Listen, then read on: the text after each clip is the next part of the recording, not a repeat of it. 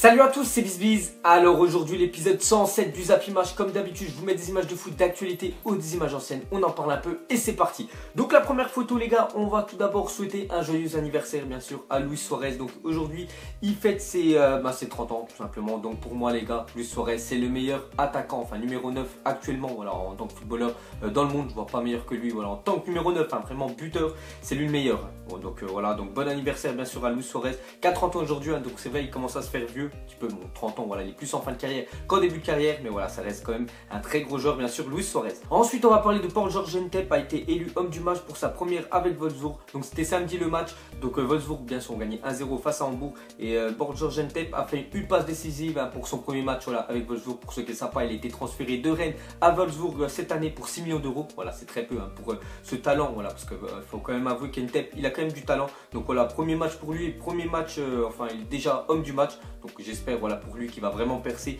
en Allemagne et qui va venir bien sûr dans quelques temps, bien sûr, enfin j'espère en équipe de France. Ensuite on va parler du Real Madrid. Donc depuis le début de saison il y a eu 26 blessures de 19 joueurs différents au Real Madrid. Donc c'est marqué kiné incompétent.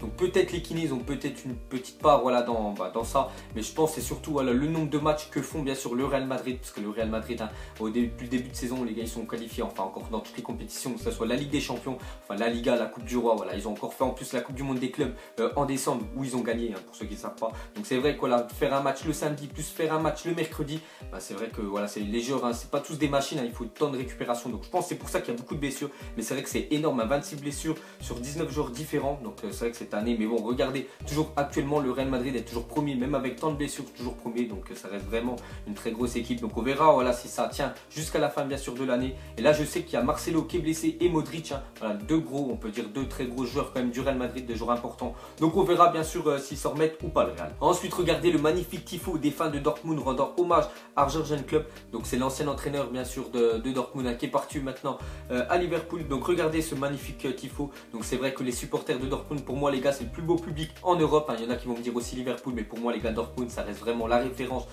en mode ambiance et en mode public. C'est vraiment voilà, le stade le plus bouillant en Europe. Donc regardez ce magnifique tifo qu'ils ont fait pour leur ancien entraîneur. C'est vrai, il faut dire magnifique. Ensuite une photo de Roberto Carlos. Regardez ses cuisses, regardez comment elles sont énormes, on dirait, je sais pas, on dirait un vent tellement qu'elles sont énormes. Donc Roberto Carlos, pour ceux qui ne savent pas, c'est vrai que ça fait quelques temps qu'il a arrêté bien sûr sa carrière de footballeur. Donc il a fait enfin une grosse partie de saison, enfin moi je me souviens de ces matchs qu'il faisait au Real Madrid. Et pour moi les gars, ça reste encore actuellement le meilleur défenseur gauche de tous les temps. Voilà, Roberto Carlos c'était vraiment une référence. Je me souviens encore un but qu'il avait mis face à l'équipe de France, voilà, d'un coup franc, je crois qu'il était pratiquement vers le rond central. Barthez il n'avait même pas bougé, il avait mis un de ses extérieurs voilà, avec les fesses, ça avait fait but. Donc Roberto Carlos monstrueux, mais surtout regardez, c'est les cuisses que je voulais vous montrer, voilà, tellement qu'elles sont bien sûr énormes. Ensuite les gars, on va parler de Bravo, le gardien de Manchester City. Donc en fait pour ceux qui ne savent pas, l'année dernière il jouait à Barcelone et en fait cette année, vu que le nouvel entraîneur de City c'est Pep Guardiola, il voulait absolument changer de gardien. Donc c'était Joe Hart. Joe Hart il lui a dit vas-y casse-toi, tu joueras pas, ça sert à rien, t'es trop nul.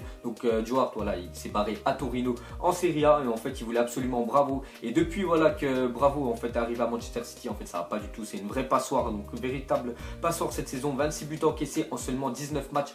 Donc, voilà, pour un club comme Manchester City qui vise vraiment la première place de Première Ligue, on peut pas être premier de Première Ligue en se prenant autant de buts, voilà, en 19 matchs, 26 buts, donc c'est énorme. Donc je pense que voilà que Bravo ne va pas faire long feu bien sûr à City, peut-être au Barça. Là c'est un peu plus simple pour lui parce qu'il se concédait moins d'occasions, mais à City voilà, il se concède plus d'occasions et on voit voilà les stats, on peut dire catastrophiques bien sûr de Bravo à City. Ensuite une comparaison des deux Brésiliens qui ont joué bien sûr au FC Barcelone. Bon, Lionel il joue toujours actuellement bien sûr, c'est Neymar. Donc ils ont mis 94 buts, voilà les deux. Donc on voit que Neymar les a mis en 164 matchs et Ronaldinho 207 matchs. Bon après Ronaldinho pour moi il est un petit peu plus voilà, milieu offensif que Neymar, quand même il est plus attaquant. Donc c'est normal que Neymar a mis un peu plus de buts. Donc voilà, ça reste quand même deux grosses légendes. Ronaldinho a gagné un ballon d'or. Neymar toujours pas, mais je pense dans quelques années bien sûr Neymar aura son ballon d'or. Ensuite on va parler de David Beckham. Donc hier il a rendu une petite visite voilà, au centre d'entraînement du PSG. Donc on le voit bien sûr, il est parvenu au centre d'entraînement depuis 2013, voilà, depuis sa fin fin de carrière, voilà, où il avait arrêté, où il avait fait son dernier match avec le PSG. Donc hier, il leur a rendu une petite visite.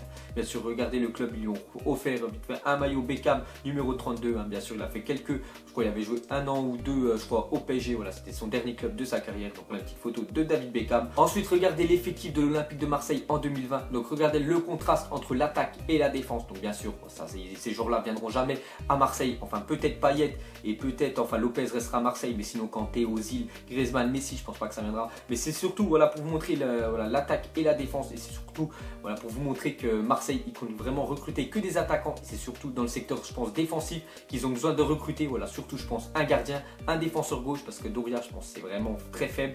Et surtout, un défenseur central, voilà, enlever Rolando. Donc voilà, c'est pour vous montrer vraiment que Marseille, ils pensent prendre, voilà, des joueurs comme Payet à 40 millions, alors qu'avec 40 millions, ils pourraient recruter au moins 3 bons défenseurs, voilà, et surtout un gardien. Donc voilà, cette photo pour montrer, voilà, ce que compte faire Marseille dans quelques années. Ensuite, regardez ces 4 footballeurs du Borussia Dortmund. Donc juste en dessous, les gars, regardez ce que c'est marqué, c'est The Future of Bayern. Donc bien sûr, les futurs joueurs du Bayern Munich, parce qu'on sait que le Bayern aime vraiment recruter des joueurs au Borussia Dortmund, voilà, leur rival en Allemagne, et surtout des joueurs très jeunes, voilà, comme beaucoup d'avenir. Donc quand on voit Emre Mor qui est vraiment une pépite, Dembélé, la même chose. Julian Weigl, lui qui est très bon aussi. Et hier, ils ont signé un Suédois, les gars, il s'appelle Alexander Isak. Je connais pas, voilà, il a que 17 ans. C'est un Suédois. Donc, ils disent, voilà, c'est le nouveau Zlatan. Après, ce qu'ils disent, bien sûr, dans les articles que j'ai lus, ils disent c'est le nouveau Zlatan. Après, il a que 17 ans. Donc voilà, quand on voit que ces 4 pépites-là, voilà, je pense que le Bayern, quand même, ils vont être contents s'ils arrivent juste à en recruter un ou deux. Je pense, voilà, ils seront refaits. Ensuite, regardez le magnifique banc du FC Barcelone. Donc, bien sûr, on voit Ronaldinho, Deco, Thuram et Lionel Messi. Donc, sur ces 4 jours-là, il y en a quand même 2 qui ont gagné le ballon d'or. Donc, Messi, bien sûr, avec 5 ballons d'or, Ronaldinho 1. Dommage, Deco, il est arrivé en 2004.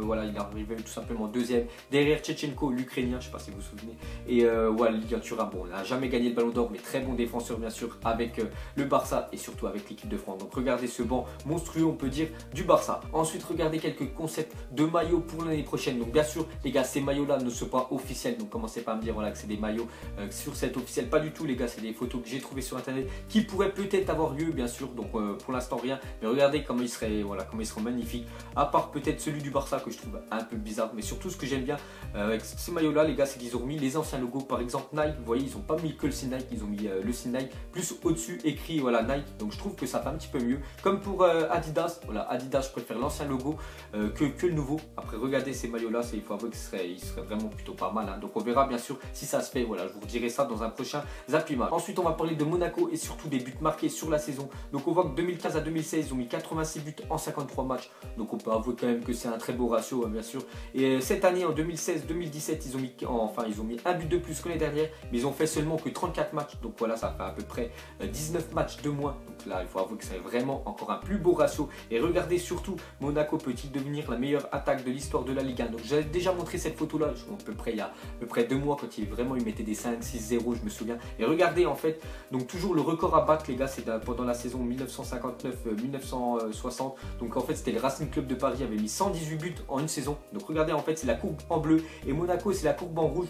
Donc, j'espère que cette année, voilà, ils vont essayer de dépasser les 118 buts et devenir la meilleure attaque, voilà, de toute l'histoire de la Ligue 1. Mais bon, regardez, pour l'instant, ils suivent bien sûr la courbe du Racing Club de Paris, mais ça va être compliqué. Et je pense, les gars, en 1959, voilà, quand le Racing Club, bien sûr, de Paris avait battu ce record, je pense que voilà, c'était pas le même niveau de football, que maintenant c'est beaucoup plus dur, voilà, mettre des 5-6-0 qu'avant, parce qu'avant, je pense que les défenses c'était vraiment, voilà, c'était des passoires, c'est du beurre, que maintenant c'est vraiment plus costaud. Il faut avouer, voilà, il faut quand même il faut quand même voir quand même la grosse performance de Monaco. Donc regardez, on verra bien à la fin de l'année s'ils arrivent ou pas, mais je pense quand même que c'est compliqué. Ensuite, une ancienne gloire du FC Barcelone qui est venu faire un petit passage au centre d'entraînement du FC Barcelone. Donc bien sûr, on voit Messi, Neymar, Suarez et on voit surtout Rivaldo, l'ancien ballon d'or, bien sûr. Donc comme j'ai dit, il est venu au centre d'entraînement du Barça et pendant ces jours-là, il a dit, voilà, il a fait une petite déclaration en parlant de Coutinho, il a dit est le joueur idéal pour le Barça. Je pense qu'il va signer là-bas. Neymar et lui sont de très bons amis. Donc bien sûr, hein, les gars, comme je vous ai dit, les gars, Coutinho, il y a surtout 2 clubs qui aimeraient l'avoir. Voilà, il y a le PSG et le Barça. Donc moi, je le verrai plus quand même au Barça qu'au PSG. Donc on verra bien si ça se fait. Mais je pense pas, voilà, que Liverpool vont lâcher Coutinho parce que c'est vraiment pour moi leur meilleur joueur dans le secteur offensif. On verra bien si ça se fait ou pas. Ensuite, les gars, regardez cette photo de Sergio Ramos après son deuxième but, bien sûr, samedi face à Malaga. Donc comme je vous ai dit, il a mis un doublé. Et regardez, en fait, il a fait un dab un petit peu peu bizarre. Et surtout, regardez le texte aussi. On dirait qu'il va frapper son gosse parce qu'il lui a mal parlé.